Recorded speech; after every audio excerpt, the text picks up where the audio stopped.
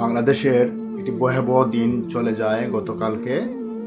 মারাত্মক ভূমিকম্পের কারণে বাংলাদেশের প্রচুর ক্ষয়ক্ষতি হয়। প্রথমে যখন ভূমিকম্প হয় তখন এতটা আসলে আমলে নেয়নি, হয়তো স্বাভাবিক ভূমিকম্প প্রায় সময় হয়ে থাকে।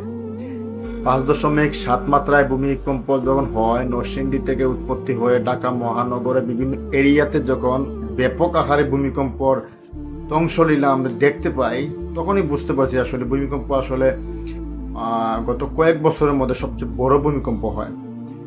অনেকে মারা গিয়েছেন, অনেক মানুষ আহত হয়েছেন, অনেক মানুষের ঘর বাড়ি ধ্বংস হয়ে গেছে।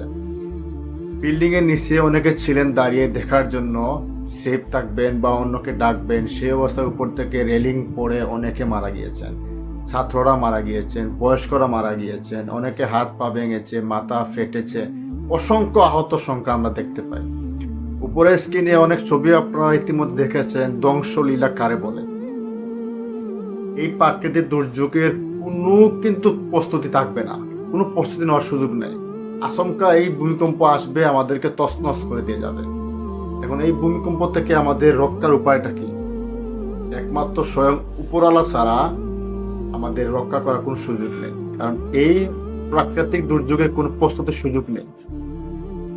আসলে মাতৃভূমির এই ধ্বংসলীলা দেখে অনেকটা আসলে আতঙ্কে ছিলাম যে কোন পরিবারের কোন মায়ার মানুষটা পৃথিবী থেকে চলে যাচ্ছে।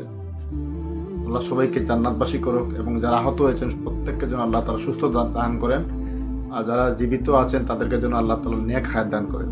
এছাড়া কিছু বলার নেই, সবকিছু উপর আল্লাহ দেখতেছেন।